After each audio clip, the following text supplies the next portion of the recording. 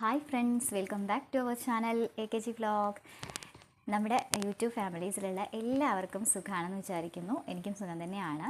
അപ്പോൾ ഇന്നത്തെ വീഡിയോ വന്നിട്ട് എന്നോട് കമൻറ്റിൽ ചോദിച്ചിട്ടുണ്ടായിരുന്നു, എൻ്റെ സ്കിൻ ഇത്രയും ക്ലിയർ ആവാനായിട്ട് എന്താണ് ചേച്ചി ചെയ്യുന്നതെന്ന് ചോദിച്ചിട്ടുണ്ടായിരുന്നു.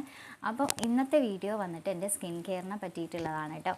അപ്പോൾ വീഡിയോയിലേക്ക് കിടക്കുന്നതിന് മുമ്പായിട്ട് ആരെങ്കിലും പുതുതായിട്ടാണ് നമ്മുടെ ഈ ചാനൽ കാണുന്നതെങ്കിൽ ചാനലിലെ വീഡിയോസൊക്കെ ഒന്ന് കണ്ടു നോക്കിയതിന് ശേഷം യൂസ്ഫുൾ ആണെന്ന് തോന്നുവാണെങ്കിൽ ചാനലൊന്ന് സബ്സ്ക്രൈബ് ചെയ്ത് നമ്മളൊന്ന് സപ്പോർട്ട് ചെയ്യുക.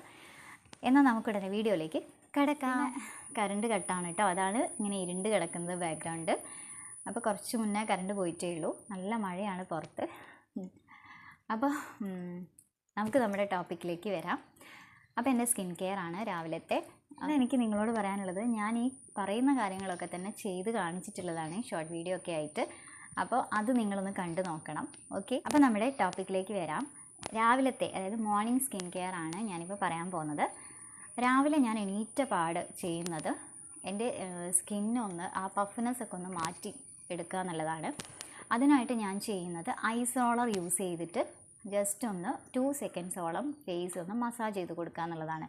ഓക്കെ, എനിക്ക് അത്രയ്ക്ക് നല്ല എഫക്റ്റായിട്ട് തോന്നിയിട്ടുണ്ട് കേട്ടോ ഈ ഒരു ഐസ് റോളർ യൂസ് ചെയ്തിട്ട് ഫേസ് മസാജ് ചെയ്ത് കൊടുക്കുമ്പോൾ. നല്ലോണം നമുക്ക് നമ്മുടെ ഫേസിലുള്ള പഫ്നെസ് ഒക്കെ മാറിക്കിട്ടും. പിന്നെ ഫേസ് ഒന്ന് ക്ലിയർ ആവാനായിട്ട് നല്ലതാണ്. ഓക്കെ, നമുക്ക് മൊത്തത്തിൽ ഒരു ഫ്രഷ് ലുക്ക് തോന്നും. ഓക്കെ, ഇതാണ് ഐസ് റോളർ. ഇത് ഞാൻ മീഷോന്ന് മേടിച്ചിട്ടുള്ളതാണ്. 60 രൂപയേ ഉണ്ടായിരുന്നുള്ളൂ.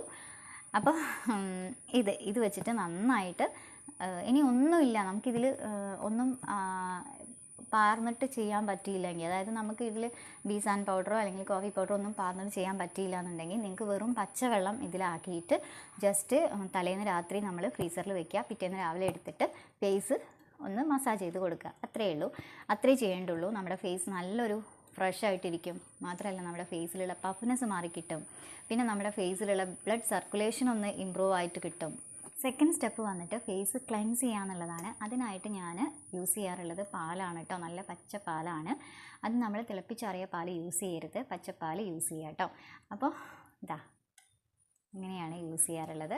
അപ്പോൾ ഇത് നമുക്ക് ഫ്രിഡ്ജിൽ വെച്ചിട്ട് യൂസ് ചെയ്യാം കേട്ടോ, കുഴപ്പമില്ല. നമുക്ക് രാവിലെ വാങ്ങിയിട്ടുണ്ടെന്നുണ്ടെങ്കിൽ വൈകുന്നേരം നമുക്കിതേപോലെ വൈകുന്നേരത്തേക്ക് നമ്മൾ ഫ്രിഡ്ജിൽ വെക്കുക അതേപോലെ. എന്നിട്ട് എടുത്തിട്ട് തണുപ്പൊന്ന് വിട്ടതിന് ശേഷം ക്ലെൻസ് ചെയ്യുക. ഓക്കെ, ക്ലെൻസ് ചെയ്യുക എന്ന് പറയുന്നത് പഞ്ഞി യൂസ് ചെയ്തിട്ട് ക്ലെൻസ് ചെയ്ത് കൊടുക്കാം, അതല്ല നമുക്ക് കൈ കൊണ്ട് തന്നെ വെച്ചിട്ട് ക്ലെൻസ് ചെയ്ത് കൊടുക്കാം. ഞാൻ അധികവും കൈ കൊണ്ട് തന്നെയാണ് കേട്ടോ ക്ലെൻസ് ചെയ്യാറുള്ളത്. അപ്പോൾ നമുക്ക് നന്നായിട്ടൊന്ന് മസാജ് ചെയ്ത് കൊടുക്കാനും കൂടെ പറ്റും. ഈ മിൽക്ക് ക്ലെൻസിങ് എന്ന് പറയുന്നത് നമ്മുടെ ഫേസ് നല്ല ഫ്രഷാക്കി എടുക്കാനായിട്ടും അതുപോലെ തന്നെ നമ്മുടെ ഫേസിലുള്ള ഡേർട്ട്സൊക്കെ നീക്കം ചെയ്യാനായിട്ടും പിന്നെ നമ്മുടെ ഫേസിൽ എന്തെങ്കിലും വേറെ എന്തെങ്കിലുമൊക്കെ പാടുകളോ കാര്യങ്ങളോ ഒക്കെ ഉണ്ടെങ്കിൽ അതൊക്കെ മാറാനായിട്ട് നന്നായിട്ട് ഹെൽപ്പ് ചെയ്യുന്ന ഒന്നാണ് കേട്ടോ. പിന്നെ ഞാൻ അധികം മിൽക്കിനെ പറ്റി പറയുന്നില്ല, കാരണം ഞാൻ മിൽക്കിൻ്റെ ആ ഒരു ബെനിഫിറ്റ് എന്ന് പറഞ്ഞിട്ട് യൂട്യൂബ് ചാനലിൽ തന്നെ ഇട്ടിട്ടുണ്ട്. കാണാത്തവർ അതൊന്ന് ചാനലിൽ കയറിയിട്ട് കണ്ടു നോക്കുക കേട്ടോ. തേർഡ് സ്റ്റെപ്പ് വന്നിട്ട് തക്കാളി എടുക്കുക, ഒരു കഷ്ണം തക്കാളി എടുക്കുക. എന്നിട്ട് നമ്മൾ ഫേസിൽ മൊത്തം മസാജ് ചെയ്ത് കൊടുക്കുക. അങ്ങനെ മസാജ് ചെയ്ത് കൊടുക്കേണ്ടവർക്ക് അങ്ങനെ ചെയ്യാം, അതല്ല ഇനി കണ്ണിന് ചുറ്റും മസാജ് ചെയ്ത് കൊടുക്കേണ്ടവർക്ക് അങ്ങനെയും ചെയ്യാം. ഞാൻ ഫേസിലും കണ്ണിന് ചുറ്റും ഒക്കെ നന്നായിട്ട് മസാജ് ചെയ്ത് കൊടുക്കാറുണ്ട്. അങ്ങനെ ചെയ്യുമ്പോൾ നമ്മുടെ